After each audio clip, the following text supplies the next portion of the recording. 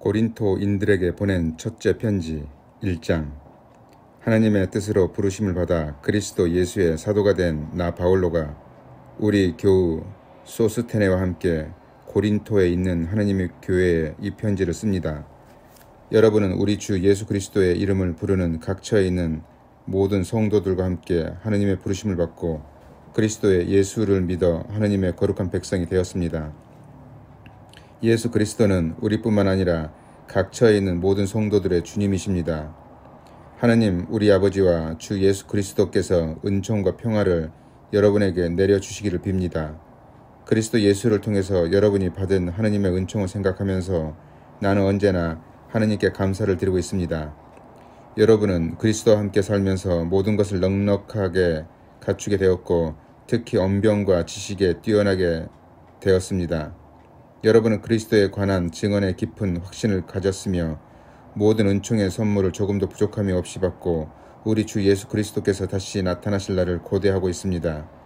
주께서도 여러분이 아무 잘못이 없는 사람으로 우리 주 예수 그리스도의 심판날을 맞이할 수 있도록 끝까지 굳게 지켜주실 것입니다. 하느님은 진실하십니다. 그분은 여러분을 부르셔서 당신의 아들 우리 주 예수 그리스도와 친교를 맺게 해주셨습니다. 형제 여러분, 나는 우리 주 예수 그리스도의 이름으로 여러분에게 호소합니다. 여러분은 모두 의견을 통일시켜 갈라지지 말고 같은 생각과 같은 뜻으로 굳게 단합하십시오. 네, 형제 여러분, 나는 클로에의 집안 사람들한테 들어서 여러분이 서로 다투고 있다는 것을 알게 되었습니다. 말하자면 여러분은 저마다 나는 바울로파다, 나는 아폴로파다, 나는 베드로파다, 나는 그리스도파다 하며 떠들고 다닌다는 것입니다. 그렇다면 그리스도가 갈라졌다는 말입니까? 여러분을 위하여 십자가에 달린 것이 바울로였습니까? 또 여러분이 바울로의 이름으로 세례를 받았단 말입니까? 나는 여러분 가운데서 그리스보와 가이오밖에는 아무에게도 세례를 베풀지 않은 것을 하나님께 감사드립니다. 그러니 여러분이 내 이름으로 세례를 받았다는 말은 아무도 할 수 없을 것입니다. 나는 스테파나 집안 사람들에게도 세례를 베푼 일이 있으나 그 밖에는 아무에게도 세례를 베푼 기억이 없습니다. 그리스도께서는 세례를 베풀라고 나를 보내신 것이 아니라 복음을 전하라고 보내셨습니다. 그것은 인간의 말 재주로 하라는 것은 아니었습니다. 인간의 말 재주로 복음을 전하면 그리스도의 십자가는 그 뜻을 잃고 맙니다. 멸망할 사람들에게는 십자가의 이치가 한낱 어리석은 생각에 불과하지만 구원받을 우리에게는 곧 하느님의 힘입니다. 성서에도 나는 지혜롭다는 자들의 지혜를 없애버리고 똑똑하다는 자들의 식견을 물리치리라 하는 말씀이 있지 않습니까? 그러니 이제 지혜로운 자가 어디 있고 학자가 어디 있습니까? 또 세상의 이론가가 어디 있습니까? 하나님께서 이 세상의 지혜가 어리석다는 것을 보여주시지 않았습니까? 세상이 자기 지혜로는 하나님을 알 수 없습니다. 이것이 하나님의 지혜로운 경륜입니다. 그래서 하나님께서는 우리가 전하는 소위 어리석다는 복음을 통해서 믿는 사람들을 구원하시기로 작정하셨습니다.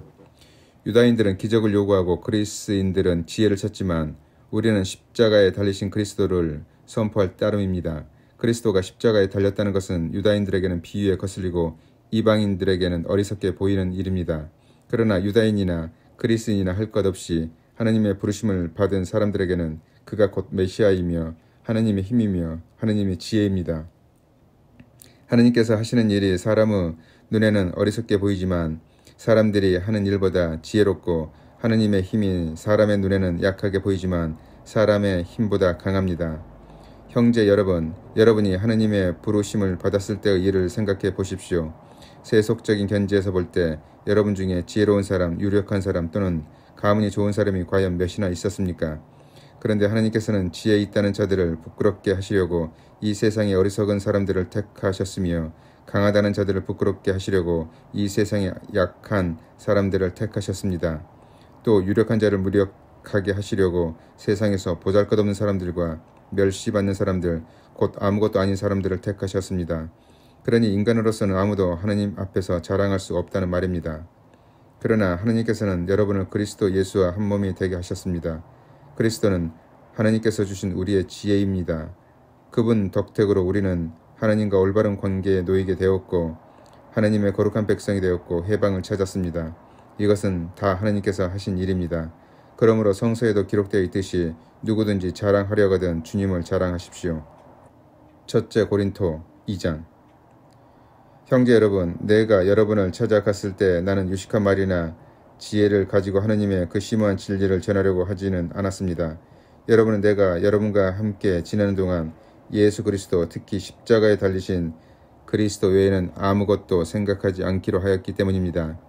사실 나는 여러분에게 갔을 때 약하였고 두려워서 몹시 떨었습니다. 그리고 내가 말을 하거나 설교를 할 때도 지혜롭고 설득력 있는 언변을 쓰지 않고 오로지 하느님의 성령과 그의 능력만을 드러내려고 하였습니다. 그것은 여러분의 믿음이 인간의 지혜에 바탕을 두지 않고 하느님의 능력에 바탕을 두게 하려는 것이었습니다. 그러나 우리는 신앙생활이 성숙한 사람들에게는 지혜를 말합니다. 다만 그 지혜는 이 세상의 지혜나 이 세상에서 곧 멸망에 버릴 통치자들의 지혜와는 다릅니다. 여기서 말하는 지혜는 하느님의 심오한 지혜입니다. 그것은 하나님께서 우리의 영광을 위하여 천지창조 이전부터 미리 마련하여 감추어 두셨던 지혜입니다. 이 세상 통치자들은 아무도 이 지혜를 깨닫지 못했습니다. 만일 그들이 깨달았더라면 영광의 주님을 십자가에 못 박지는 않았을 것입니다. 그러나 성서에는 눈으로 본 적이 없고 귀로 들은 적이 없으며 아무도 상상조차 하지 못할 일을 하나님께서는 당신을 사랑하는 사람들을 위하여 마련해 주셨다라는 말씀이 기록되어 있지 않습니까? 하나님께서는 그 지혜를 성령을 통하여 우리에게 나타내 보이셨습니다. 성령께서는 하나님의 깊은 경륜에 이르기까지 모든 것을 다 통찰하십니다. 사람의 생각은 그 사람 속에 있는 마음만이 알 수 있듯이 하나님의 생각은 하나님의 성령만이 아실 수 있습니다. 우리가 받은 성령은 세상이 준 것이 아니라 하나님께서 주신 것입니다. 그래서 우리는 하나님께서 우리에게 주시는 은총의 선물을 깨달아 알게 되었습니다.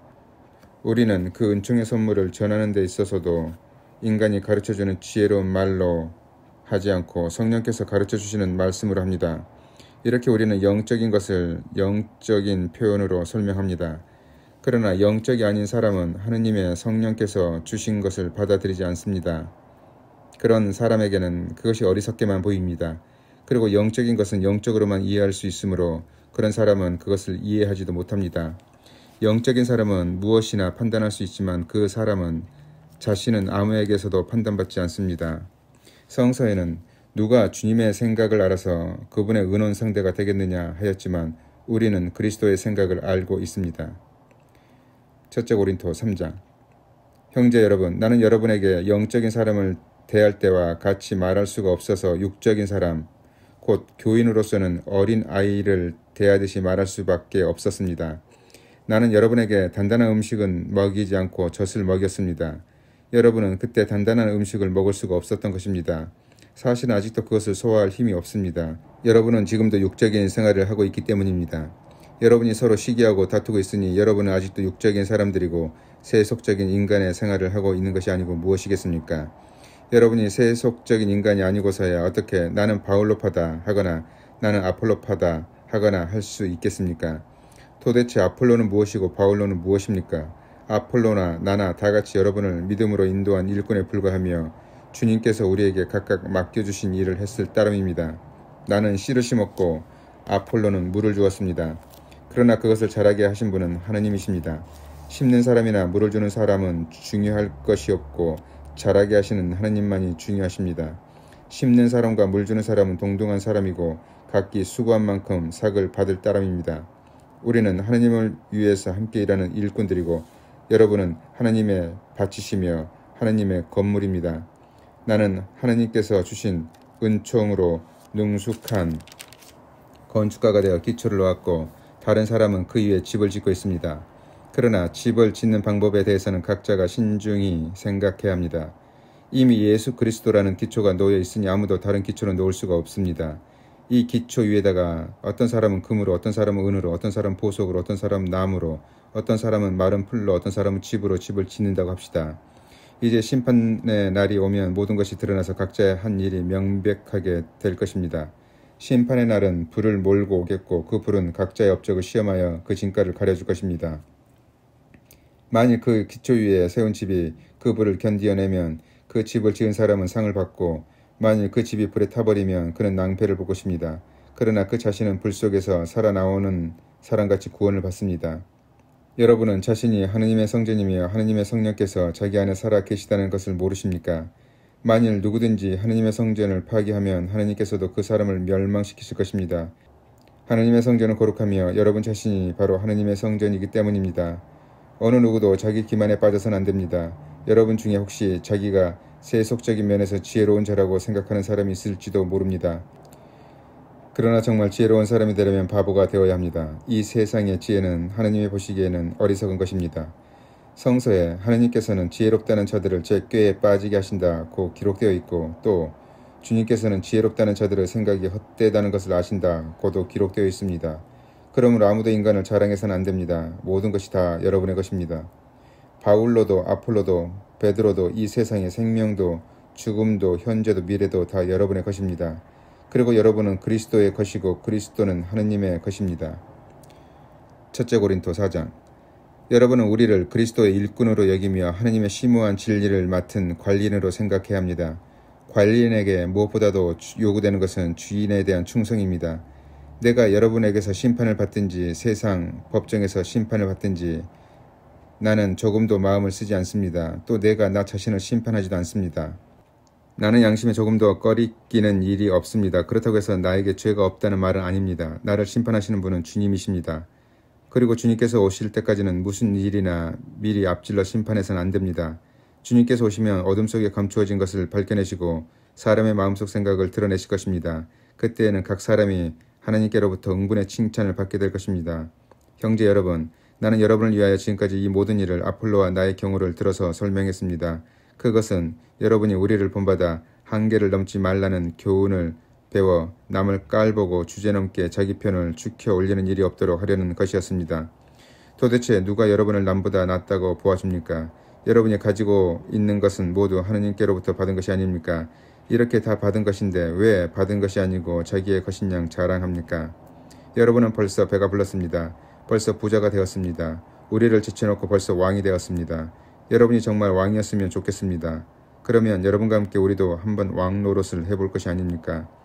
내 생각에는 하느님께서 우리 사도들을 사형 선고를 받은 사람들처럼 여기시고 그들 중에서도 맨 끝자리에 내세워 세상과 천사들과 무사람의 구경거리가 되게 하신 것 같습니다.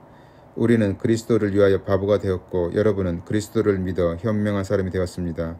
우리는 약자이고 여러분은 강자입니다. 여러분은 명예를 누리고 있는데 우리는 멸시만 받습니다. 우리는 지금 이 시간에도 굶주리고 목마르고 헐벗고 매맞으며 집 없이 떠돌아 다니고 있습니다. 그리고 손발이 부르트도록 노동을 하고 있습니다.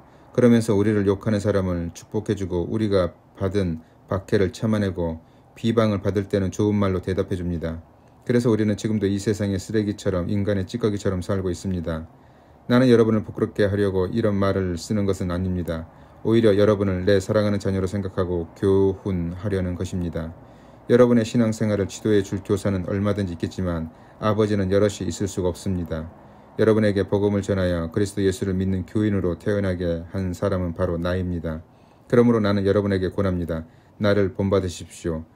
내가 디모테오를 여러분에게 보내는 것도 바로 이 때문입니다. 그는 주님을 진실하게 믿는 내 사랑하는 아들입니다. 내가 모든 교회에서 가르치고 또 실천하고 있는 그리스도 교인의 생활 원칙을 그가 여러분에게 일깨워 줄 것입니다. 그런데 여러분 가운데는 내가 여러분에게 찾아가지 않을 것으로 생각하여 교만해진 사람들도 있는 모양입니다. 나는 주님의 뜻이라면 속히 여러분에게로 가서 교만해진 그 사람들의 말이 아니라 그들의 능력을 직접 알아보려고 합니다. 하느님의 나라는 말에 있지 않고 능력에 있으니 말입니다. 여러분은 어느 편이 더 좋겠습니까? 내가 채찍을 가지고 여러분에게 가는 것이 좋겠습니까? 그렇지 않으면 사랑과 온유한 마음을 가지고 가는 것이 좋겠습니까? 첫째 고린도 5장. 여러분 가운데 음행하는 자들이 있다는 소문이 파다합니다. 심지어는 제 아비의 처와 동거하는 자까지도 있다고 하는데 그런 일은 이교도들 사이에서도 볼 수 없는 일입니다. 그런 자들은 여러분의 모임에서 제거되어야 할 터인데 그것을 슬퍼하기는커녕 오히려 잘난 체 하다니 도대체 어떻게 된 일입니까?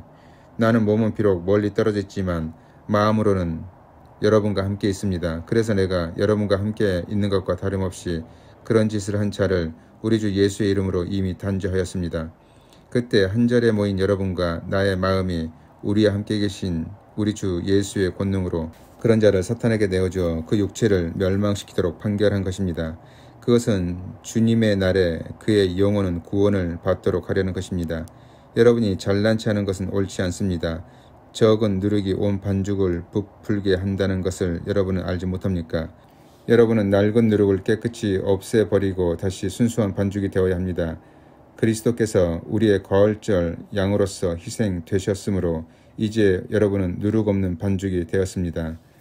그러므로 우리는 사업과 음행이라는 묵은 누룩을 가지고 과월절을 지내지 말고 순결한 진실이라는 누룩 없는 빵을 가지고 과월절을 지냅시다. 내가 여러분에게 쓴 편지에서 음란한 사람들과 사귀지 말라고 했지만 음행이나 탐욕이나 약탈이나 우상 숭배를 일삼는 이교도들과 전혀 사귀지 말라는 말은 아닙니다. 그렇게 하려면 여러분은 이 세상 밖으로 나가야 할 것입니다. 내가 한 말은 만일 어떤 사람이 교인이라고 하면서도 음행을 일삼거나 탐욕을 부리거나 우상을 숭배하거나 남을 중상하거나 술 취하거나 약탈하거나 한다면 그런 자와는 상종하지도 말고 음식을 함께 먹지도 말라는 것입니다. 교회 밖에 있는 사람들을 심판하는 것은 내가 할 일이 아닙니다. 여러분이 심판하는 사람들은 교회 안에 있는 사람들이 아닙니까? 교회 밖에 있는 사람들은 하나님께서 심판하실 것입니다. 여러분은 여러분 가운데 있는 그 악한 자를 쫓아내십시오. 첫째 고린도 6장. 여러분 중에서 누가 다른 교우와 분쟁을 일으켰을 때 어찌하여 성도들 앞에서 해결하려 하지 않고 이 교도의 법정에 고소합니까? 여러분은 성도들이 세상을 심판하게 되리라는 것을 모르십니까? 온 세상을 심판하게 될 여러분이 지극히 작은 사건들조차도 심판할 능력이 없다는 말입니까? 우리가 천사들까지도 심판하게 되리라는 것을 모르십니까? 그런 우리가 이 세상에 속한 사소한 사건을 심판할 수 없겠습니까? 그런데 이런 사건이 생길 때 여러분은 어찌하여 교회가 멸시하는 자들을 재판관으로 앉히는 것입니까? 이런 말을 듣고도 부끄럽지 않습니까? 여러분 가운데는 교우들 사이에 생기는 분쟁을 해결해 줄 수 있을 만큼 지혜로운 사람이 하나도 없다는 말입니까? 그래서 교우를 소송하고 더구나 예수를 믿지 않는 사람들의 재판을 받아야 한다는 말입니까? 여러분이 서로 법정에 고소한다는 것은 벌써 여러분이 완전히 지고 들어가는 것입니다. 차라리 억울한 일을 그대로 당하는 것이 어떻습니까? 또 사기를 그대로 당하는 것이 어떻습니까? 왜 그렇게 하지 못합니까? 여러분은 도리어 서로 억울하게 하고 속여 먹습니다. 더구나 교우들끼리 그런 짓을 하고 있습니다. 사악한 자는 하나님의 나라를 차지하지 못하리라는 것을 모르십니까? 잘못 생각하면 안 됩니다. 음란한 자나 우상을 숭배하는 자나 간음하는 자나 여색을 탐하는 자나 남색하는 자나 도둑질하는 자나 탐욕을 부리는 자나 술 주정꾼이나 비방하는 자나 약탈하는 자들은 하나님의 나라를 차지하지 못합니다. 여러분 중에서도 이런 사람이 들어 있었습니다. 그러나 여러분은 주 예수 그리스도의 이름과 하나님의 성령으로 깨끗이 씻겨지고 거룩하여졌으며 하나님과 올바른 관계에 놓이게 되었습니다. 누구나 나는 무슨 일이든지 할 자유가 있다고 말할 수 있습니다. 그러나 무슨 일이든지 해서 다 유익한 것은 아닙니다. 과연 나는 무슨 일이든지 할 자유가 있습니다. 그러나 나는 그 무엇에게도 얽매이지는 않을 것입니다. 또 음식은 배를 위하여 있고 배는 음식을 위하여 있다고 말할 수 있습니다. 그러나 하나님께서는 이것도 저것도 다 없애 버리실 것입니다. 몸은 음행하라고 있는 것이 아니라 주님을 섬기라고 있는 것입니다. 그리고 주님은 몸을 돌보아 주시는 분이십니다. 하나님께서 주님을 다시 살리셨으니 우리도 당신의 권능으로 다시 살려주실 것입니다. 여러분의 몸이 그리스도의 지체라는 것을 알지 못합니까? 그런데 그리스도의 몸의 한 부분을 떼내어 장녀의 몸의 지체로 만들어서야 되겠습니까? 절대로 그럴 수 없습니다. 장녀와 관계하는 사람은 그 장녀와 한 몸이 된다는 것을 모르십니까? 하나님께서 두 사람이 한 몸이 되리라고 말씀하시지 않았습니까? 그러나 주님과 합하는 사람은 주님과 영적으로 하나가 됩니다. 그러니 음행을 물리치십시오. 인간이 짓는 모든 딴 죄는 자기 몸 밖에서 일어나는 것이지만 음행하는 자는 제 몸에다 죄를 짓는 것입니다. 여러분의 몸은 여러분이 하나님께로부터 받은 성령이 계시는 성전이라는 것을 모르십니까? 여러분의 몸은 여러분 자신의 것이 아닙니다. 하나님께서는 값을 치르고 여러분의 몸을 사셨습니다. 그러므로 여러분은 자기 몸으로 하나님의 영광을 드러내십시오. 첫째 고린도 7장. 이제 여러분이 적어 보낸 여러 가지 질문에 대답해 드리겠습니다. 남자는 여자와 관계를 맺지 않는 것이 좋습니다. 그러나 음행이 성행하고 있으니 남자는 각각 자기 아내를 가지고 여자는 각각 자기 남편을 가지도록 하십시오. 남편은 아내에게 남편으로서 할 일을 다하고 아내도 그와 같이 남편에게 아내로서 할 일을 다하십시오. 아내는 자기 몸을 자기 마음대로 할 수 없고 오직 남편에게 맡겨야 하며 남편 또한 자기 몸을 자기 마음대로 할 수 없고 오직 아내에게 맡겨야 합니다. 서로 상대방의 요구를 거절하지 마십시오. 다만 기도에 전념하기 위해서 서로 합의하여 얼마 동안 떨어져 있는 것은 무방합니다. 그러나 자제하는 힘이 없어서 사탄의 유혹에 빠질지도 모르니 그 기간이 끝나면 다시 정상적인 관계로 돌아가야 합니다. 이 말은 명령이 아니라 충고입니다. 나는 모든 사람이 다 나처럼 살기를 바랍니다. 그러나 사람마다 하느님께로부터 받은 은총의 선물이 각각 다르므로 이 사람은 이렇게 살고 저 사람은 저렇게 삽니다. 결혼하지 않은 사람들과 과부들에게는 나처럼 그대로 독신으로 지내는 것이 좋겠다고 말하고 싶습니다. 그러나 자제할 수 없거든 결혼하십시오. 욕정에 불타는 것보다 결혼하는 편이 낫습니다.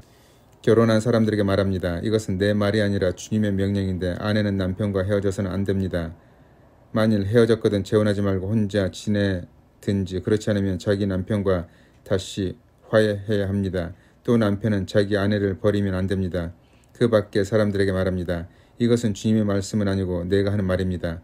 어떤 교우에게 교인이 아닌 아내가 있는데 그 아내가 계속해서 함께 살기를 원하면 그 아내를 버려서는 안 됩니다. 또 어떤 여자 교우에게 교인이 아닌 남편이 있는데 그가 계속해서 함께 살기를 원하면 역시 그 남편을 버려서는 안 됩니다. 믿지 않는 남편은 믿는 아내로 말미암아 거룩하게 되고 또 믿지 않는 아내도 믿는 남편으로 말미암아 거룩하게 되었기 때문입니다. 그렇지 않았다면 여러분의 자녀도 깨끗하지 못했을 터인데 실상은 다 거룩하지 않습니까? 만일 믿지 않는 쪽에서 헤어지려고 한다면 헤어져도 좋습니다. 이런 경우에 남녀 교우들은 아무런 속박도 받지 않습니다. 하느님께서는 부르심을 받은 여러분이 평화스럽게 살기를 원하십니다. 여자 교우가 자기 남편을 구원할 수 있을지도 모를 일이며 또 남자 교우가 자기 아내를 구원할 수 있을지도 모를 일입니다.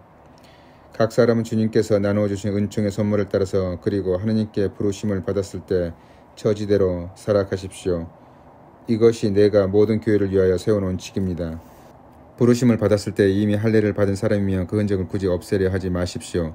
그리고 부르심을 받았을 때 아직 할례를 받지 않은 사람이면 굳이 할례를 받으려고 하지 마십시오. 할례를 받았거나 안 받았거나 그것은 문제가 되지 않습니다. 오직 하느님의 계명을 지키는 것만 중요합니다. 그러므로 각 사람은 부르심을 받았을 때의 상태를 그대로 유지하십시오. 부르심을 받았을 때 노예였다 하더라도 조금도 마음 쓸 것 없습니다. 그러나 자유로운 몸이 될 기회가 생기면 그 기회를 이용하십시오. 노예라도 부르심을 받고 주님을 믿는 사람은 주님의 자유인이 되고 자유인이라도 부르심을 받은 사람은 그리스도의 노예가 되는 것입니다. 하나님께서는 값을 치르시고 여러분을 사셨습니다. 그러니 여러분은 인간의 노예가 되지 마십시오. 형제 여러분, 여러분은 각각 부르심을 받았을 때의 상태를 그대로 유지하면서 하나님과 함께 살아가십시오. 미혼 남녀에 관해서는 주님께서 나에게 지시하신 바가 없으므로 내 의견을 말하겠습니다. 나는 주님의 자비를 입은 사람이므로 내 말을 믿어도 좋습니다. 지금 우리가 겪고 있는 재난을 생각한다면 남자는 현재 상태를 그대로 유지하는 것이 좋다고 생각합니다. 아내가 있는 사람은 아내와 헤어지려고 하지 말고 아내가 없는 사람은 아내를 얻으려고 하지 마십시오. 그러나 남자가 결혼한다고 해서 죄를 짓는다거나 처녀가 결혼한다고 해서 죄를 짓는다는 것은 아닙니다. 다만 결혼한 사람들은 세상 고통에 시달릴 터이므로 여러분을 아끼는 마음에서 이 말을 하는 것입니다. 형제 여러분, 내 말을 명심하여 들으십시오. 이제 때가 얼마 남지 않았으니 이제부터는 아내가 있는 사람은 아내가 없는 사람처럼 살고 슬픔이 있는 사람은 슬픔이 없는 사람처럼 지내고 기쁜 일이 있는 사람은 기쁜 일이 없는 사람처럼 살고 물건을 산 사람은 그 물건이 자기 것이 아닌 것처럼 생각하고 세상과 거래를 하는 사람은 세상과 거래를 하지 않는 사람처럼 살아야 합니다. 우리가 보는 이 세상은 사라져가고 있기 때문입니다. 나는 여러분의 근심 걱정을 모르고 살기를 바랍니다. 결혼하지 않은 남자는 어떻게 하면 주님을 기쁘게 해드릴 수 있을까 하고 주님의 일에 마음을 쓰지만 결혼한 남자는 어떻게 하면 자기 아내를 기쁘게 할 수 있을까 하고 세상 일에 마음을 쓰게 되어 마음이 갈라집니다. 남편이 없는 여자나 처녀는 어떻게 하면 몸과 마음을 거룩하게 할 수 있을까 하고 주님의 일에 마음을 쓰지만 남편이 있는 여자는 어떻게 하면 자기 남편을 기쁘게 할 수 있을까 하고 세상 일에 마음을 씁니다. 나는 여러분 자신의 이익을 위하여 이 말을 합니다.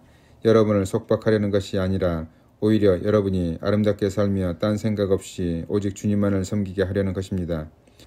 어떤 사람이 욕정을 억제할 수 없어서 자기 약혼녀와의 한 약속을 어기게 할 경우 그 약혼녀에 대해서 떳떳하지 못하다는 생각이 들겠지만 어쩔 수 없을 때는 원하는 대로 그와 결혼하십시오. 그래도 죄가 되지 않습니다. 그러나 그가 단단히 마음을 먹고 구태여 그렇게 하지 않고도 자기 생각을 다스릴 힘이 있어서 자기 약혼녀를 그대로 두기로 결심한다면 그것은 잘하는 일입니다. 이와 같이 자기 약혼녀와 결혼하는 것도 잘하는 일이지만 결혼하지 않는 것이 더 잘하는 일입니다. 아내는 남편이 살아있는 동안은 남편에게 매이지만 남편이 죽으면 자기가 원하는 남자와 결혼할 자유가 있습니다. 그러나 꼭 교우하고만 결혼해야 합니다. 그리고 이것은 내 의견입니다마는 과부는 과부로 혼자 지내는 것이 더 행복합니다. 나에게도 하나님의 성령이 계시다고 나는 생각합니다. 첫째 고린도 8장. 이제는 우상 앞에 놓았던 재물에 관하여 말하겠습니다. 우리는 다 지식이 있다고 여러분은 말하는데 사실 그렇습니다. 그러나 지식은 사람을 교만하게 만듭니다. 사람을 향상시켜 주는 것은 사랑입니다. 자기가 무엇을 좀 안다고 생각하는 사람이 있다면 그는 마땅히 알아야 할 것을 아직 알지 못하고 있는 것입니다. 그러나 하느님을 사랑하는 사람은 하느님께서도 그를 알아주십니다. 우상 앞에 놓았던 재물을 먹는 문제가 나왔지만 우리가 알고 있는 대로 세상에 있는 우상은 아무것도 아니고 또 하느님은 한 분밖에 안 계십니다. 남들은 하느님도 많고 주님도 많아서 소위 신이라는 것들이 하늘에도 있고 땅에도 있다고들 하지만 우리에게는 아버지가 되시는 하느님 한 분이 계실 뿐입니다. 그분은 만물을 창조하신 분이며 우리는 그분을 위해서 있습니다. 또 주님은 예수 그리스도 한 분이 계실 뿐이고 그분을 통해서 만물이 존재하고 우리도 그분으로 말미암아 살아갑니다. 그러나 모든 사람이 다 이런 지식을 가지고 있는 것은 아닙니다. 어떤 교우들은 아직까지도 우상을 섬기던 관습에 젖어 있어서 우상에게 바쳤던 제물을 먹을 때는 그것이 참말로 우상의 것이라고 생각합니다. 그리고 그들의 양심이 약하기 때문에 그 음식으로 말미암아 자기들이 더럽혀졌다고 생각합니다. 음식이 우리를 하느님께로 가까이 나가게 해주는 것은 아닙니다. 그것을 안 먹었다고 해서 손해될 것도 없고 먹었다고 해서 더 이로울 것도 없습니다. 다만 여러분의 자유로운 행동이 믿음이 약한 사람을 넘어지게 하는 일이 없도록 조심하십시오. 지식이 있다는 여러분이 우상의 사당에 앉아 재물을 먹고 있는 것을 믿음이 약한 사람이 본다면 그는 양심에 꺼리면서도 용기를 얻어가지고 우상의 재물을 먹게 되지 않겠습니까?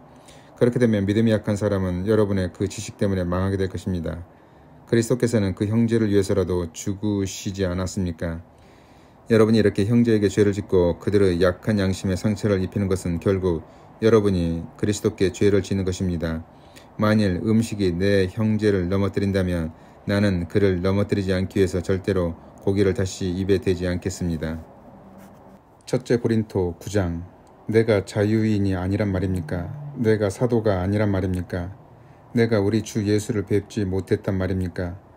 여러분은 바로 내가 주님을 위해서 일하여 얻은 열매가 아닙니까? 비록 내가 다른 사람들에게는 사도가 아닐지라도 여러분에게는 사도입니다. 주님을 믿는 여러분이야말로 내가 사도라는 것을 증명해 주는 확실한 표입니다.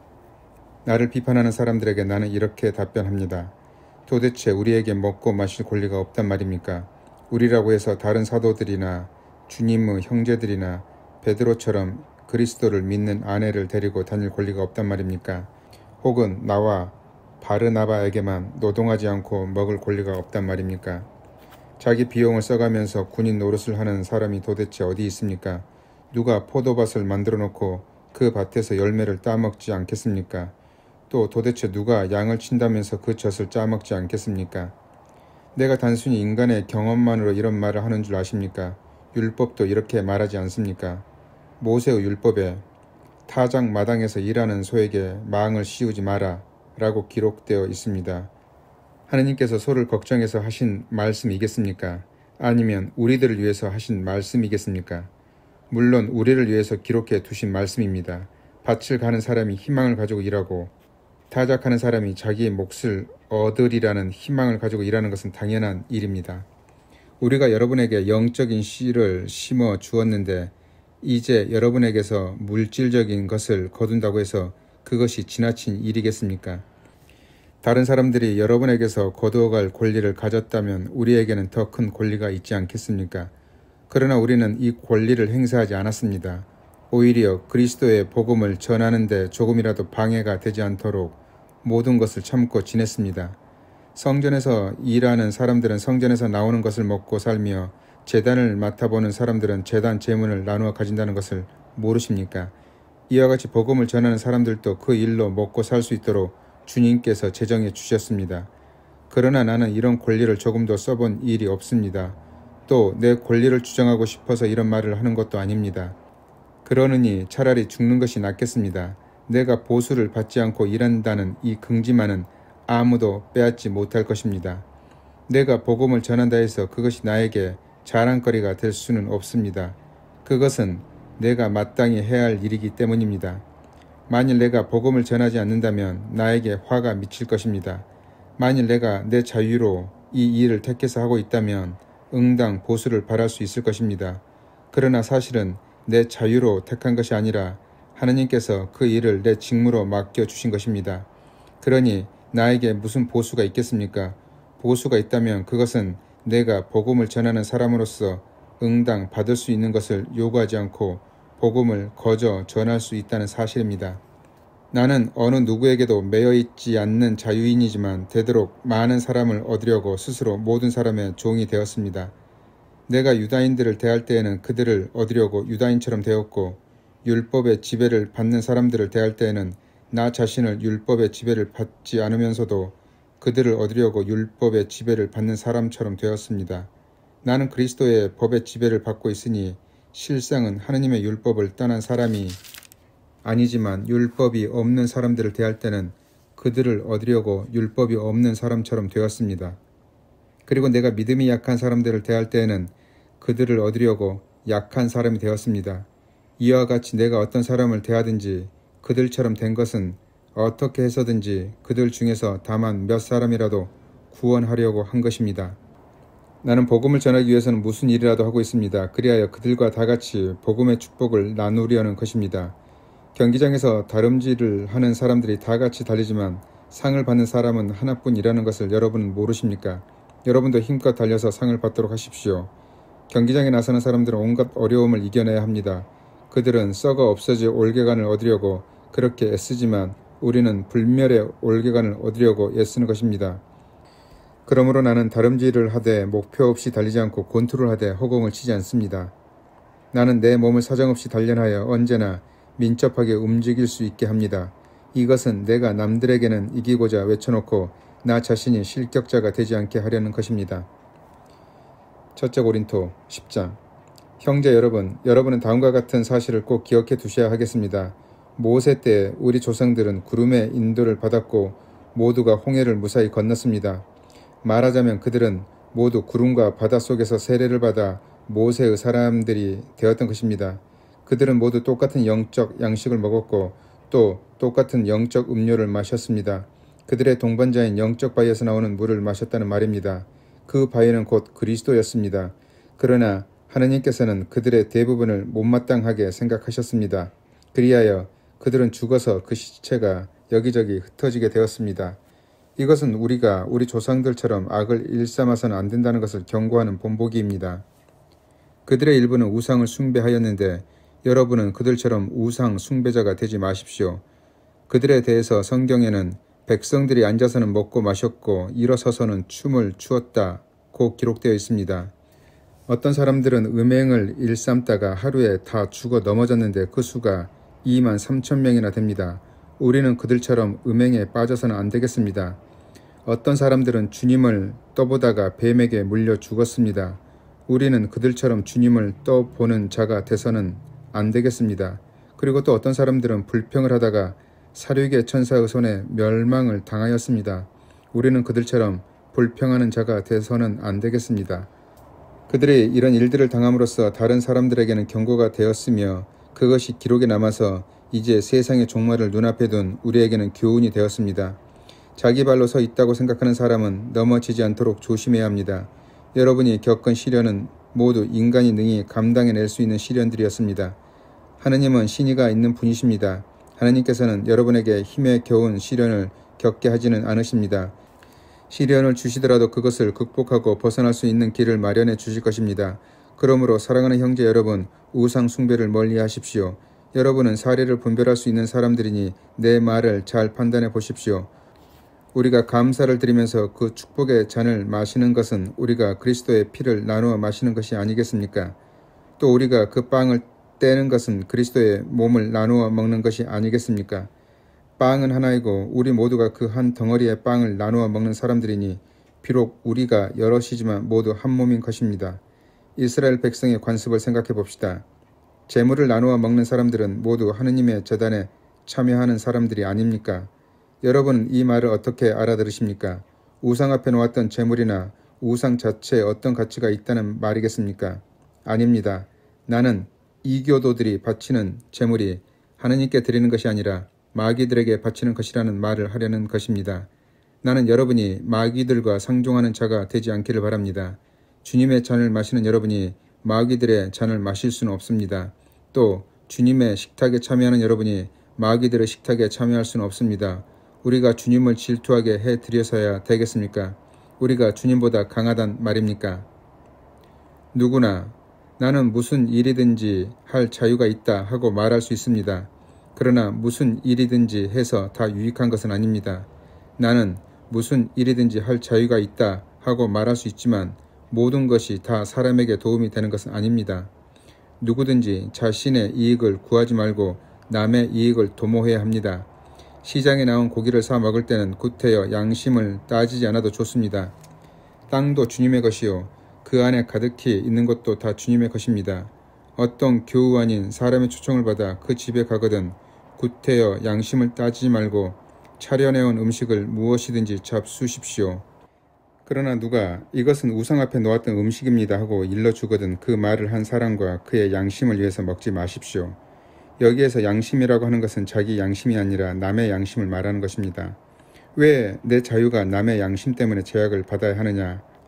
그리고 내가 하느님께 감사를 드리고 음식을 먹는데 감사를 드린 그 음식 때문에 내가 욕을 먹어야 할 이유가 무엇이냐 하고 반문할 사람이 있을지도 모르겠습니다. 그러나 여러분은 먹든지 마시든지 그리고 무슨 일을 하든지 모든 일을 오직 하느님의 영광을 위해서 하십시오. 여러분은 유다인에게나 그리스인에게나 하느님의 교회에나 어느 누구에든지 양심의 가책을 받게 하는 일을 해서는 안 됩니다. 나도 무슨 일을 하든지 모든 사람을 기쁘게 하려고 애씁니다. 그것은 나 자신의 이익이 아니라 많은 사람들의 이익을 구하여 결국 그들을 구원하려는 것입니다. 첫째 고린도 11장. 내가 그리스도를 본받는 것처럼 여러분도 나를 본받으십시오. 여러분이 늘 나를 기억하고 내가 전해준 그 전통을 그대로 지키고 있으니 정말 잘한 일입니다. 모든 사람의 머리는 그리스도요 아내의 머리는 남편이요 그리스도의 머리는 하느님이시라는 것을 알아두시기 바랍니다. 남자가 기도를 하거나 하느님의 말씀을 받아서 전할 때 머리에 무엇을 쓰면 그것은 자기 머리 곧 그리스도를 욕되게 하는 것입니다. 그러나 여자가 기도를 하거나 하느님의 말씀을 받아서 전할 때 머리에 무엇을 쓰지 않으면 그것은 자기 머리 곧 자기 남편을 욕되게 하는 것입니다. 그것은 머리를 민 것이나 다름이 없습니다. 만일 여자가 머리에 아무것도 쓰지 않아도 된다면 머리를 깎아버려도 될 것입니다.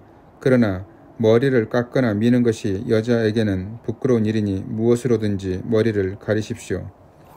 남자는 하느님의 모습과 영광을 지니고 있으니 머리를 가리지 말아야 합니다. 그러나 여자는 남자의 영광을 지니고 있을 뿐입니다. 여자에게서 남자가 창조된 것이 아니라 남자에게서 여자가 창조되었기 때문입니다. 또한 남자가 여자를 위해서 창조된 것이 아니라 여자가 남자를 위해서 창조되었기 때문입니다. 천사들이 보고 있으니 여자는 자기가 남편의 권위를 인정하는 표시로 머리를 가려야 합니다. 주님을 믿는 세계에서는 여자나 남자나 다 같이 상대방에게 서로 속해 있습니다. 그것은 여자가 남자에게서 창조되었지만 남자는 여자의 몸에서 태어나기 때문입니다. 그러나 모든 것이 다 하느님께로부터 왔습니다. 여자가 머리를 가리지 않은 채 하느님께 기도하는 것이 과연 옳은 일인지 여러분은 잘 생각해 보십시오. 과연 그 자체가 가르쳐주는 대로 남자가 머리를 길게 기르면 수치가 되지만 여자의 긴 머리는 오히려 자랑이 되지 않습니까? 여자의 긴 머리카락은 그 머리를 가려주는 구실을 하는 것입니다. 이에 대해서 딴소리를 할 사람이 있을지 모르나 그런 풍습은 우리에게도 하느님의 교회에도 없습니다. 그런데 이번에는 칭찬할 수 없는 일을 한 가지 말씀드리겠습니다. 그것은 여러분이 모여서 하는 일이 이익보다는 해를 자아낸다는 것입니다. 무엇보다도 여러분이 모이는 교회 안에 당파가 생겼다는 말을 들었는데 나는 그것이 전혀 헛소문만은 아니라고 생각합니다. 하기야 여러분 가운데서 진실한 사람들이 드러나려면 분파도 있어야 할 것입니다. 하지만 여러분이 한자리에 모여서 나누는 식사는 주님의 성찬을 나누는 것이라 할 수가 없습니다. 여러분은 모여서 음식을 먹을 때 각각 자기가 가져온 것을 먼저 먹어치우고 따라서 굶주리는 사람이 생기는가 하면 술에 만취하는 사람도 생기니 말입니다. 각각 자기 집이 없어서 거기에서 먹고 마시는 겁니까? 그렇지 않으면 하느님의 교회를 멸시하고 가난한 사람들에게 창피를 주려고 그러는 것입니까? 내가 무엇이라고 말해야 하겠습니까? 이래도 여러분을 칭찬해야 하겠습니까? 이 일만은 칭찬할 수 없습니다. 내가 여러분에게 전해준 것은 주님께로부터 받은 것입니다. 곧 주 예수께서 잡히시던 날 밤에 빵을 손에 드시고 감사의 기도를 드리신 다음 빵을 떼시고 이것은 너희들을 위하여 주는 내 몸이니 나를 기억하여 이 예를 행하여라 하고 말씀하셨습니다. 또 식후에 잔을 드시고 감사의 기도를 드리신 다음 이것은 내 피로 맺는 새로운 계약의 잔이니 마실 때마다 나를 기억하여 이 예를 행하여라 하고 말씀하셨습니다. 그러므로 여러분은 이 빵을 먹고 이 잔을 마실 때마다 주님의 죽음을 선포하고 이것을 주님께서 다시 오실 때까지 하십시오. 그러니 올바른 마음가짐 없이 그 빵을 먹거나 주님의 잔을 마시는 사람은 주님의 몸과 피를 모독하는 죄를 범하는 것입니다. 각 사람은 자신을 살피고 나서 그 빵을 먹고 그 잔을 마셔야 합니다. 주님의 몸이 의미하는 바를 깨닫지 못하고 먹고 마시는 사람은 그렇게 먹고 마심으로써 자기 자신을 단죄하는 것입니다. 여러분 중에 몸이 약한 자와 병든 자가 많고 죽은 자도 적지 않은 것은 다 이 때문입니다. 우리가 먼저 우리 자신을 잘 살핀다면 하느님의 심판은 받지 않을 것입니다. 그러나 우리가 자신을 살피지 않기 때문에 지금 심판을 받고 있는 것이며 이것은 주님께서 우리를 단련하여 마침내 이 세상과 함께 단죄받는 일이 없도록 하시려는 것입니다. 그러므로 형제 여러분, 거룩한 회식을 하려고 교회가 모일 때에는 서로 남을 기다려 주십시오. 만일 배가 고프면 집에서 미리 음식을 먹고서 모임에 나오도록 하십시오. 그래야 여러분이 단죄받는 일이 없을 것입니다. 그 밖의 일에 대해서는 내가 가서 일러드리겠습니다. 첫째 고린도 12장. 형제 여러분, 이제는 성령께서 주시는 선물에 대하여 말씀드리는데 여러분이 꼭 알아야 할 것이 있습니다. 아시다시피 여러분이 이교도였을 때에는 헛된 우상에게 매여서 우상이 하자는 대로 끌려다녔습니다. 그래서 여러분에게 일러둡니다마는 하느님의 성령을 받아 말하는 사람은 아무도 예수는 저주받아라 하고 욕할 수 없고 또 성령의 인도를 받지 않고서는 아무도 예수는 주님이시다 하고 고백할 수 없습니다. 은총의 선물은 여러 가지지만 그것을 주시는 분은 같은 성령이십니다. 주님을 섬기는 직책은 여러 가지지만 우리가 섬기는 분은 같은 주님이십니다. 이 일의 결과는 여러 가지지만 모든 사람 안에서 모든 일을 이루어 주신 분은 같은 하느님이십니다. 성령께서는 각 사람에게 각각 다른 은총의 선물을 주셨는데 그것은 공동이익을 위한 것입니다. 어떤 사람은 성령에게서 지혜의 말씀을 받았고 어떤 사람은 같은 성령에게서 지식의 말씀을 받았으며 어떤 사람은 같은 성령에게서 믿음을 받았고 어떤 사람은 같은 성령에게서 병 고치는 능력을 선물로 받았습니다. 어떤 사람은 기적을 행하는 능력을, 어떤 사람은 하느님의 말씀을 받아서 전하는 직책을, 어떤 사람은 어느 것이 성령의 활동인지를 가려내는 힘을, 어떤 사람은 여러 가지 이상한 언어를 말하는 능력을, 어떤 사람은 그 이상의 언어를 해석하는 힘을 받았습니다. 이 모든 것은 같은 성령께서 하시는 일입니다. 성령께서는 이렇게 당신이 원하시는 대로 각 사람에게 각각 다른 은총의 선물을 나누어 주십니다. 몸은 하나이지만 많은 지체를 가지고 있고 몸에 딸린 지체는 많지만 그 모두가 한 몸을 이루는 것처럼 그리스도의 몸도 그러합니다. 유다인이든 그리스인이든 종이든 자유인이든 우리는 모두 한 성령으로 세례를 받아 한 몸이 되었고 같은 성령을 받아 마셨습니다.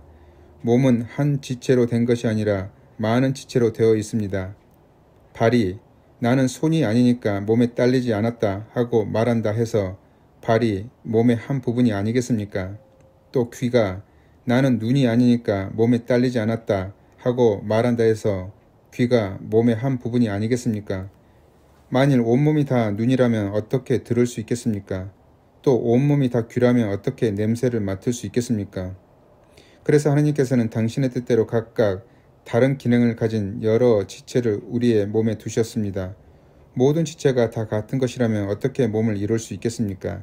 그래서 한 몸에 많은 지체가 있는 것입니다. 눈이 손들어 너는 나에게 소용이 없다 하고 말할 수도 없고, 머리가 발들어 너는 나에게 소용이 없다 하고 말할 수도 없습니다. 그뿐만 아니라 몸 가운데서 다른 것들보다 약하다고 여겨지는 부분이 오히려 더 요긴합니다. 우리는 몸 가운데서 별로 중요하게 여기지 않는 부분을 더욱 조심스럽게 감싸고 또 보기 흉한 부분을 더 보기 좋게 꾸밉니다. 그러나 보기 좋은 지체들에게는 그렇게 할 필요가 없습니다. 이렇게 하느님께서도 변변치 못한 부분을 더 귀중하게 여겨주셔서 몸의 조화를 이루게 해주셨습니다. 이것은 몸 안에 분열이 생기지 않고 모든 지체가 서로 도와 나가도록 하시려는 것입니다. 한 지체가 고통을 당하면 다른 모든 지체도 함께 아파하지 않겠습니까? 또 한 지체가 영광스럽게 되면 다른 모든 지체도 함께 기뻐하지 않겠습니까? 여러분은 다 함께 그리스도의 몸을 이루고 있으며 한 사람 한 사람은 그 지체가 되어 있습니다. 하나님께서는 교회 안에 다음과 같은 직책을 두셨습니다. 첫째는 사도요, 둘째는 하느님의 말씀을 받아 전하는 사람이요, 셋째는 가르치는 사람이요, 다음은 기적을 행하는 사람이요, 또 그 다음은 병 고치는 능력을 받은 사람, 남을 도와주는 사람, 지도하는 사람, 이상한 언어를 말하는 사람 등입니다. 모두가 다 사도일 수는 없지 않겠습니까? 모두가 다 하나님의 말씀을 받아 전하는 사람일 수는 없지 않겠습니까? 모두가 다 가르치는 사람일 수는 없지 않겠습니까? 모두가 다 기적을 행할 수는 없지 않겠습니까? 모두가 다 병 고치는 능력을 받을 수는 없지 않겠습니까? 모두가 다 이상한 언어를 말할 수는 없지 않겠습니까? 모두가 다 해석하는 사람일 수는 없지 않겠습니까? 여러분은 더 큰 은총의 선물을 간절히 구하십시오. 첫째 고린도 13장. 내가 이제 가장 좋은 길을 여러분에게 보여드리겠습니다.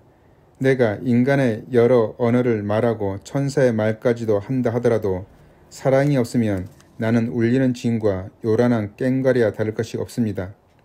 내가 하느님의 말씀을 받아 전할 수 있다 하더라도 온갖 신비를 환히 꿰뚫어보고 모든 지식을 가졌다 하더라도 산을 옮길 만한 완전한 믿음을 가졌다 하더라도 사랑이 없으면 나는 아무것도 아닙니다.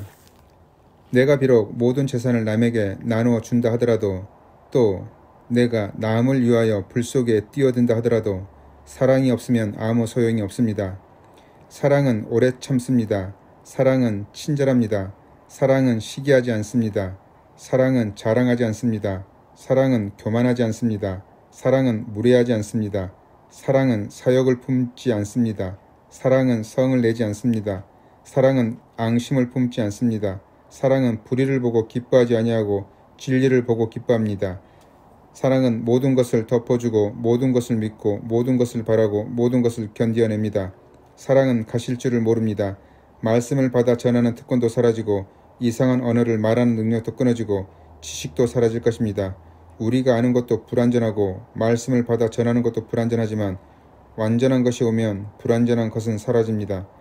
내가 어렸을 때에는 어린이의 말을 하고 어린이의 생각을 하고 어린이의 판단을 했습니다. 그러나 어른이 되어서는 어렸을 때의 것들을 버렸습니다. 우리가 지금은 거울에 비추어 보듯이 희미하게 보지만 그때에 가서는 얼굴을 맞대고 볼 것입니다. 지금은 내가 불완전하게 알 뿐이지만 그때에 가서는 하나님께서 나를 아시듯이 나도 완전하게 알게 될 것입니다. 그러므로 믿음과 희망과 사랑 이 세 가지는 언제까지나 남아있을 것입니다. 이 중에서 가장 위대한 것은 사랑입니다. 첫째 고린도 14장. 힘써 남을 사랑하고 성령의 선물을 간절히 구하십시오. 특히 하느님의 말씀을 받아 전하는 은혜를 간절히 구하십시오. 이상한 언어를 말하는 사람은 성령의 힘으로 신비한 일을 말하는 것이므로 아무도 알아들을 수가 없습니다. 그러므로 그것은 사람들에게 말하는 것이 아니라 하느님께 말씀드리는 것입니다. 그러나 말씀을 받아 전하는 사람은 사람들을 키워주고 격려해주고 위로해 주려고 사람들에게 말하는 것입니다. 이상한 언어로 말하는 사람은 자기 자신을 도울 뿐이지만 말씀을 받아서 전하는 사람은 교회에 도움을 줍니다. 나는 여러분이 모두 이상한 언어로 말할 수 있었으면 합니다. 그러나 그보다는 하느님의 말씀을 받아 전할 수 있으면 더 좋겠습니다. 만일 이상한 언어를 해석해 주는 사람이 있어서 그것이 교회의 이익이 된다면 몰라도 그렇지 않다면 이상한 언어로 말하는 사람보다는 하느님의 말씀을 받아 전하는 사람이 더 위대합니다. 형제 여러분, 내가 여러분에게 가서 이상한 언어로 말한다고 하더라도 만일 어떤 계시나 지식이나 하느님께로부터 받은 말씀이나 가르침을 전해드리지 못한다면 내가 무슨 도움이 되겠습니까? 필이나 검과 같은 생명 없는 악기도 소리는 납니다. 그러나 악보대로 분명하게 연주하지 않으면 무슨 곡이 연주되고 있는지 어떻게 알겠습니까? 또 나팔 부는 사람이 분명한 소리를 내지 않으면 누가 전투 준비를 하겠습니까? 이와 같이 여러분도 이상한 언어로 알아들을 수 없는 말을 한다면 그것이 무슨 말인지를 누가 알겠습니까? 결국 여러분은 허공에다 대고 말하는 셈입니다. 세상에는 갖가지 말이 있지만 뜻없는 말은 하나도 없습니다. 그런데 내가 어떤 말의 뜻을 알아듣지 못한다면 그런 말을 하는 사람과 나는 서로 외국인이 됩니다. 성령의 선물은 여러분이 갈망하는 것이니 되도록 풍성하게 받으십시오. 그러나 그것은 교회를 돕는 것이어야 합니다. 그러므로 이상한 언어로 말하는 사람은 그것을 해석하는 능력까지 얻으려고 기도하십시오. 만일 내가 이상한 언어로 기도한다면 기도하는 것은 내 심령뿐이고 내 이성은 작용을 하지 않습니다. 그러면 어떻게 하는 것이 좋겠습니까? 나는 심령으로 기도하는 동시에 이성으로도 기도를 하겠습니다. 나는 심령으로 찬미의 노래를 부른 동시에 이성으로도 찬미의 노래를 부르겠습니다. 만일 여러분이 심령으로만 감사의 기도를 드린다면 그 집회에 참석한 보통 교인들은 당신이 말하는 것을 알아듣지 못할 터이니 어떻게 그 감사의 기도 끝에 아멘 하고 응답할 수 있겠습니까? 여러분은 훌륭하게 감사의 기도를 드리지만 남에게는 아무런 도움이 되지 못합니다. 나는 여러분 중 어느 누구보다도 이상한 언어를 더 많이 말할 수 있다는 것을 하느님께 감사드립니다. 그러나 교회에서 남을 가르치기 위해서는 이상한 언어로 1만 마디의 말을 하느니보다는 차라리 내 이성으로 5마디의 말을 하고 싶습니다. 형제 여러분, 생각하는 데는 어린아이가 되지 마십시오. 악한 일에는 어린아이가 되고 생각하는 데는 어른이 되십시오. 율법서에 내가 이상한 언어를 말하는 자들의 혀와 외국인의 입술을 빌려 이 백성에게 말할지라도 그들은 끝내 내 말을 귀담아 듣지 않으리라. 주께서 말씀하신다. 곧 기록되어 있습니다. 그러므로 이상한 언어는 믿는 사람을 위한 것이 아니라 믿지 않는 사람에게 보여주신 하느님의 능력의 표입니다. 그러나 말씀을 받아 전하는 것은 믿지 않는 사람을 위한 것이 아니라 믿는 사람에게 보여주신 하느님의 능력의 표입니다. 만일 온 교회가 모여서 저마다 이상한 언어로 말하고 있을 때 보통 교인이나 믿지 않는 사람들이 그 자리에 들어온다면 그들은 여러분을 보고 미쳤다고 하지 않겠습니까? 그러나 모두가 하느님의 말씀을 받아 전하고 있을 때 믿지 않는 사람이나 보통 교인이 그 자리에 들어온다면 그 사람들은 모두 사람이 하는 말을 듣고 마음의 가책을 받아 자기가 죄인이라는 것을 깨닫게 될 것이고 마침내 자기 마음에 품은 비밀이 폭로될 것입니다. 그러면 엎드려 하느님을 경배하며 진정으로 하느님께서 여러분과 함께 계십니다 하고 고백하게 될 것입니다. 그러면 형제 여러분, 어떻게 해야 하겠습니까? 여러분이 함께 모일 때에는 찬송하는 사람도 있고 가르치는 사람도 있고 하나님의 계시를 말하는 사람도 있고 이상한 언어로 말하는 사람도 있고 그것을 해석하는 사람도 있을 터이지만 모든 것은 교회의 발전에 도움이 되도록 해야 합니다. 이상한 언어를 말할 때에는 둘이나 많아야 셋이 차례로 말해야 하고 한 사람은 그것을 해석해 주어야 합니다. 해석할 사람이 없을 때는 교회 안에서는 그런 말을 쓰지 말고 혼자서 말하거나 하느님하고만 말하십시오.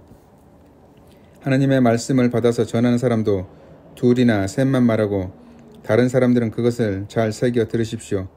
그러나 곁에 앉은 사람이 하느님의 계시를 받을 경우에는 먼저 말하던 사람은 말을 중단해야 합니다. 그래야 하느님의 말씀을 받은 사람이 차례로 다 말씀을 전하게 되어 모든 사람이 배우고 격려를 받게 될 것입니다. 하느님의 말씀을 받아 전하는 사람은 자기 심령을 자제할 수 있어야 합니다. 하느님께서 바라시는 것은 무질서가 아니고 평화이기 때문입니다.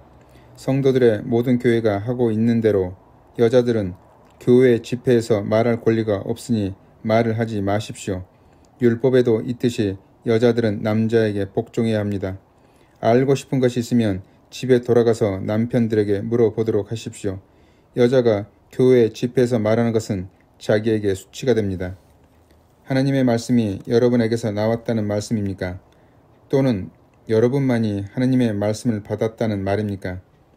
자기가 하나님의 말씀을 받아 전한다고 생각하거나 성령의 선물을 받았다고 생각하는 사람은 내가 여러분에게 써 보내는 이 말이 주님의 명령이라는 것을 깨달아야 합니다. 이것을 깨닫지 못하는 사람의 말은 인정할 수 없습니다. 그러므로 형제 여러분, 하나님의 말씀을 받아 전하는 은혜를 간절히 구하십시오. 그리고 이상한 언어를 말하는 것도 굳이 막지는 마십시오. 다만 나는 여러분이 모든 일에 점잖게 또 질서 있게 처리해 주시기를 바랄 뿐입니다. 첫째 고린도 15장. 형제 여러분, 전에 내가 전해준 복음을 여러분의 마음속에 되새겨 주려고 합니다. 이 복음은 여러분이 이미 받아들였고 또 여러분의 믿음의 기초가 되어 있습니다. 그러므로 여러분이 헛되이 믿는다면 몰라도 그렇지 않고 내가 전해준 복음 그대로 굳게 지켜나간다면 여러분은 이 복음으로 구원을 받게 될 것입니다. 나는 내가 전해받은 가장 중요한 것을 여러분에게 전해드렸습니다. 그것은 그리스도께서 성서에 기록된 대로 우리의 죄 때문에 죽으셨다는 것과 무덤에 묻히셨다는 것과 성서에 기록된 대로 사흘 만에 다시 살아나셨다는 것과 그 후 여러 사람에게 나타나셨다는 사실입니다. 그리스도께서는 먼저 베드로에게 나타나신 뒤에 다시 12사도에게 나타나셨습니다. 또 한 번에 500명이 넘는 교우들에게도 나타나셨는데 그 중에는 이미 세상을 떠난 사람도 있지만 대다수는 아직도 살아있습니다. 그 뒤에 야고보에게 나타나시고 또 모든 사도들에게도 나타나셨습니다. 그리고 마지막으로 팔싹둥이 같은 나에게도 나타나셨습니다. 나는 사도들 중에서 가장 보잘것없는 사람이요 하느님의 교회까지 박해한 사람이니 실상 사도라고 불릴 자격도 없습니다. 그러나 오늘의 내가 된 것은 하느님의 은총의 덕입니다. 하느님께서 나에게 주신 은총은 헛되지 않았습니다. 과연 나는 어느 사도보다도 더 열심히 일했습니다. 그러나 이것은 내가 한 것이 아니라 나에게 주신 하느님의 은총으로 된 것입니다. 내가 전하든지 다른 사도들이 전하든지 우리는 그리스도의 죽음과 부활을 전하고 있으며 여러분은 그것을 믿었습니다.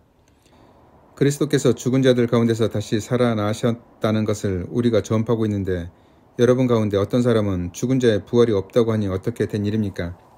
만일 죽은 자가 부활하는 일이 없다면 그리스도께서도 다시 살아나셨을 리가 없고 그리스도께서 다시 살아나지 않으셨다면 우리가 전한 것도 헛된 것이요 여러분의 믿음도 헛된 것일 수밖에 없을 것입니다. 만일 죽은 자가 다시 살아나는 일이 없다면 하나님께서 그리스도를 다시 살리셨을 리가 없습니다. 그렇다면 하나님께서 그리스도를 다시 살리셨다고 증언하는 우리는 결국 하느님을 거스르는 거짓 증인이 되는 셈입니다. 만일 죽은 자들이 다시 살아나는 일이 없다면 그리스도께서도 다시 살아나실 수 없었을 것입니다. 만일 그리스도께서 다시 살아나시지 않았다면 여러분의 믿음은 헛된 것이 되고 여러분은 아직도 죄에서 헤어나지 못하고 있을 것입니다. 그리고 그리스도를 믿다가 세상을 떠난 사람들도 멸망했을 것입니다. 만일 그리스도를 믿는 우리가 이 세상에만 희망을 걸고 있다면 우리는 누구보다도 가장 가련한 사람일 것입니다. 그러나 그리스도께서는 죽은 자들 가운데서 다시 살아나셔서 죽었다가 부활한 첫 사람이 되셨습니다. 죽음이 한 사람으로 말미암아 온 것처럼 죽은 자의 부활도 한 사람으로 말미암아 왔습니다. 아담으로 말미암아 모든 사람이 죽는 것과 마찬가지로 그리스도로 말미암아 모든 사람이 살게 될 것입니다. 그러나 각각 차례가 있습니다. 먼저 그리스도께서 살아나셨고 그 다음에는 그리스도를 믿는 사람들이 그리스도께서 다시 오실 때 살아나게 될 것입니다. 그 다음에는 마지막 날이 올 터인데 그때에는 그리스도께서 모든 권위와 세력과 능력의 천신들을 물리치시고 그 나라를 하느님 아버지께 바치실 것입니다. 그리스도께서는 하느님께서 모든 원수를 그리스도의 발 아래 굴복시키실 때까지 군림하셔야 합니다. 마지막으로 물리치실 원수는 죽음입니다. 하느님께서는 모든 것을 당신 발 아래 굴복시키셨다 했습니다. 이렇게 모든 것을 굴복시키셨다고 할 때 굴복시키는 그분은 그 속에 포함되어 있지 않다는 것이 분명합니다. 이리하여 모든 것이 그분에게 굴복당할 때에는 아드님 자신도 당신에게 모든 것을 굴복시켜 주신 하느님께 굴복하실 것입니다. 그때는 하느님께서 만물을 완전히 지배하시게 될 것입니다. 그런데 죽은 이들을 대신해서 세례를 받는 사람들은 왜 그런 일을 하는 것입니까? 만일 죽은 이들이 다시 살아나는 일이 없다면 무엇 때문에 그들을 대신해서 세례를 받습니까? 또 우리는 무엇 때문에 언제나 위험을 무릅쓰면서 살고 있습니까? 형제 여러분, 나는 우리 주 그리스도 예수를 믿는 사람으로서 여러분을 나의 자랑으로 생각하며 이 말씀을 드립니다. 나는 날마다 죽음의 위험을 당하고 있습니다. 내가 서로 에페소에서 맹수와 싸우는 위험을 겪었다 하더라도 그것이 인간적인 동기에서 당한 일이라면 내가 얻은 것이 무엇이겠습니까? 만일 죽은 자가 다시 살아나는 일이 없다면 내일이면 죽을 테니 먹고 마시자 해도 그만일 것입니다. 속지 마십시오. 나쁜 친구를 사귀면 품행이 나빠집니다. 정신을 똑바로 차리고 죄를 짓지 마십시오. 여러분 중에는 하느님을 모르는 사람이 있어서 부끄러운 줄을 알라고 이런 말을 하는 것입니다. 그러면 죽은 사람이 어떻게 다시 살아나며 어떤 몸으로 살아나느냐 하고 묻는 사람이 있을지도 모릅니다. 어리석은 질문입니다. 심은 씨는 죽지 않고서는 살아날 수 없습니다. 여러분이 심는 것은 장차 이루어질 그 몸이 아니라 밀이든 다른 곡식이든 다만 그 씨앗을 심는 것뿐입니다. 몸은 하느님께서 당신의 뜻대로 지어주시는 것으로 씨앗 하나하나에 각각 알맞은 몸을 주십니다. 모든 육체가 다 같은 것은 아닙니다. 사람의 육체가 다르고 동물의 육체가 다르고 새의 육체가 다르고 물고기 육체가 또 다릅니다. 하늘에 속한 것들이 있고 또 땅에 속한 것들이 있습니다. 하늘에 속한 것들의 영광이 다르고 땅에 속한 것들의 영광도 다릅니다. 해의 영광이 다르고 달의 영광이 다르고 별의 영광이 다르며 또 별과 별 사이에도 그 영광이 다릅니다. 죽은 자들의 부활도 이와 같습니다. 썩을 몸으로 묻히지만 썩지 않는 몸으로 다시 살아납니다. 천한 것으로 묻히지만 영광스러운 것으로 다시 살아납니다. 약한 자로 묻히지만 강한 자로 다시 살아납니다. 육체적인 몸으로 묻히지만 영적인 몸으로 다시 살아납니다. 육체적인 몸이 있으면 영적인 몸도 있습니다. 성서에 기록된 대로 첫사람 아담은 생명 있는 존재가 되었지만 나중 아담은 생명을 주는 영적 존재가 되었습니다. 그러나 영적인 것이 먼저 있었던 것이 아니라 육체적인 것이 먼저 있었고 그 다음에 영적인 것이 왔습니다. 첫째 인간은 흙으로 만들어진 땅의 존재이지만 둘째 인간은 하늘에서 왔습니다. 흙의 인간들은 흙으로 된 그 사람과 같고 하늘의 인간들은 하늘에 속한 그분과 같습니다. 우리가 흙으로 된 그 사람의 형상을 지녔듯이 하늘에 속한 그분의 형상을 또한 지니게 될 것입니다. 형제 여러분, 이 말을 잘 들어두십시오. 살과 피는 하느님의 나라를 이어받을 수 없고 썩어 없어질 것은 불멸의 것을 이어받을 수 없습니다. 내가 이제 심오한 진리 하나를 말씀드리겠습니다. 우리는 죽지 않고 모두 변화할 것입니다. 마지막 나팔 소리가 울릴 때 순식간에 눈 깜빡할 사이도 없이 죽은 이들은 불멸의 몸으로 살아나고 우리는 모두 변화할 것입니다. 이 썩을 몸은 불멸의 옷을 입어야 하고 이 죽을 몸은 불사의 옷을 입어야 하기 때문입니다. 이 썩을 몸이 불멸의 옷을 입고 이 죽을 몸이 불사의 옷을 입게 될 때에는 승리가 죽음을 삼켜버렸다. 죽음아, 네 승리는 어디 갔느냐? 죽음아, 네 독침은 어디 있느냐? 한 성서 말씀이 이루어질 것입니다. 죽음의 독침은 죄요. 죄의 힘은 율법입니다. 그러나 우리 주 예수 그리스도를 통하여 우리에게 승리를 주신 하느님께 감사합시다. 그러므로 사랑하는 형제 여러분, 굳건히 서서 흔들리지 말고 언제든지 주님의 일을 열심히 하십시오. 주님을 위해서 하는 노력은 결코 헛되지 않다는 것을 명심하십시오. 첫째 고린도 16장. 이제는 성도들을 돕기 위한 헌금에 대해서 말씀드리겠습니다. 내가 갈라디아 여러 교회에 지시한 것을 여러분도 따르십시오. 내가 여러분에게 간 다음에야 비로소 헌금하느라고 서두르지 말고 여러분은 일요일마다 각각 자기 형편에 따라 얼마씩을 미리 저축해 두십시오. 내가 여러분에게 가서 여러분이 인정하는 사람들에게 내 소개 편지와 여러분의 성금을 에루살렘으로 가져가게 하겠습니다. 만일 나도 에루살렘에 가야 한다면 함께 가도록 하겠습니다. 나는 마케도니아에 들릴 일이 있으니 거기에 먼저 들렸다가 여러분에게로 가겠습니다. 거기에 가게 되면 얼마 동안 여러분과 함께 지낼지도 모릅니다. 혹시 겨울을 나게 될지도 모르겠습니다. 그 다음에는 내가 가려는 곳으로 길을 알선해 주십시오. 나는 지금 지나는 길에 여러분을 잠깐 만나보려는 것이 아닙니다. 주님께서 허락하신다면 얼마 동안 여러분과 함께 지낼 생각입니다. 그러나 오순절까지는 이곳 에페소에 머물러 있겠습니다.